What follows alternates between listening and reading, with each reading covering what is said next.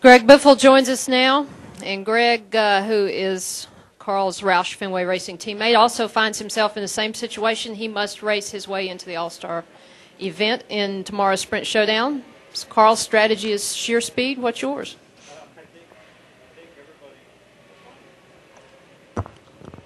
Test. I think everybody has the same strategy. I mean, that's, that's really the only thing we're going to be able to do is just, have a fast enough race car. And it looks like, we're about fourth or fifth on the speed chart compared to, run log.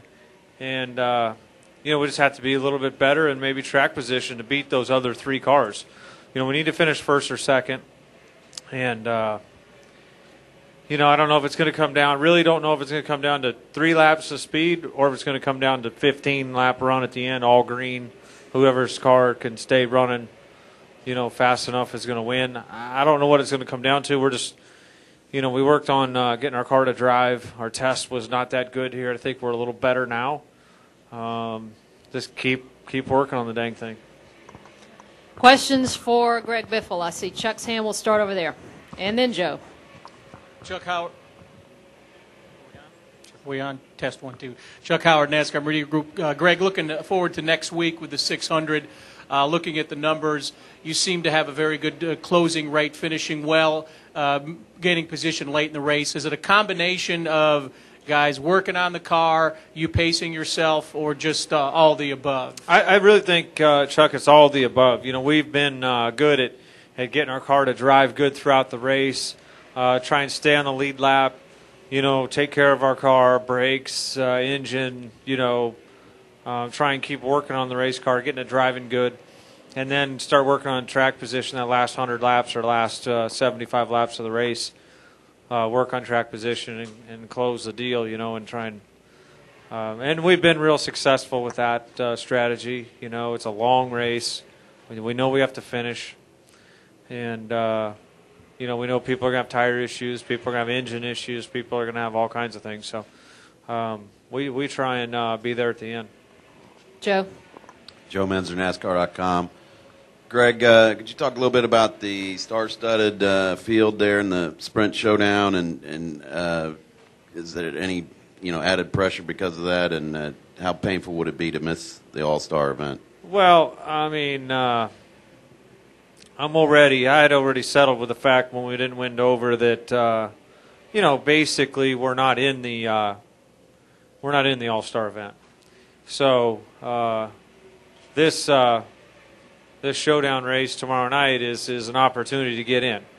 That's the way I'm looking at it. So, we're faced with having to finish first or second in that race. And, I kind of threw out the notebook and was just trying to get the car to drive good, trying to get it fast on a short run, doing things fairly aggressively, kind of a modified qualifying setup, and going to try and race it, just going to try and do all I can to get the speed out of the race car. I've missed them before, and the truth of the matter is you really need to win races if you're passionate or you're going to be upset you missed the All-Star race. You got to win races. So we're going to continue to try and do that the rest of the year and be in next year.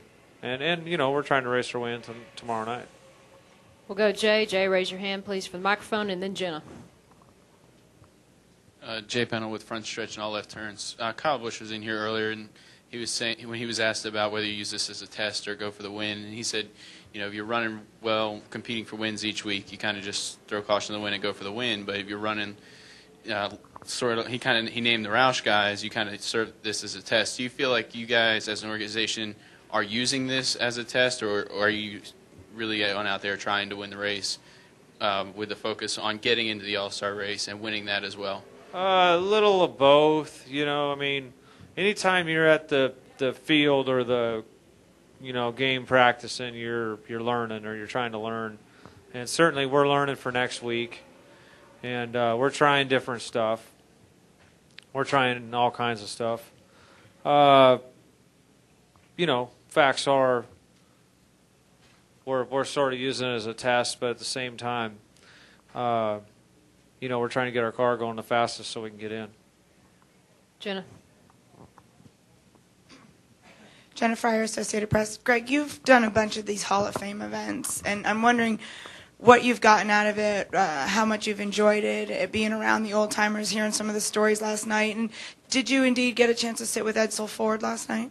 Actually, I didn't. They ended up moving him up front to sit with, I'm not sure who he sat with up front, but he sat with some of the NASCAR folks.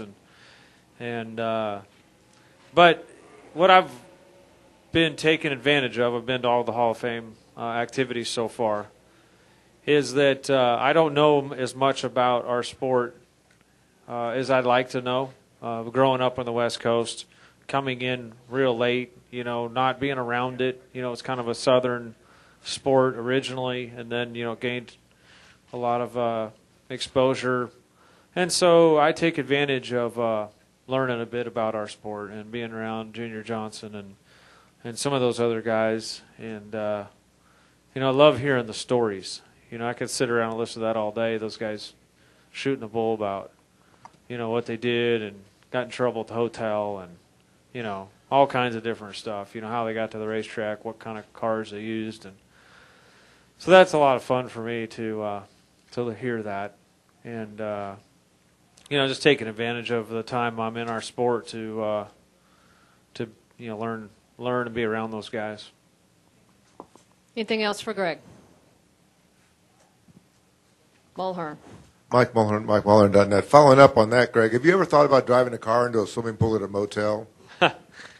I tell you what, maybe about 10 years ago or 15 years ago, I might be out doing something like that. But, I think, be honest with you, Twitter and Facebook and all the social media and the Internet and all that, it's a little too dangerous to do things like that now because it just spreads like wildfire and everybody knows in about, 38 seconds what went on. So, then, it probably was 6 months before somebody found out, and by then it's old news, right?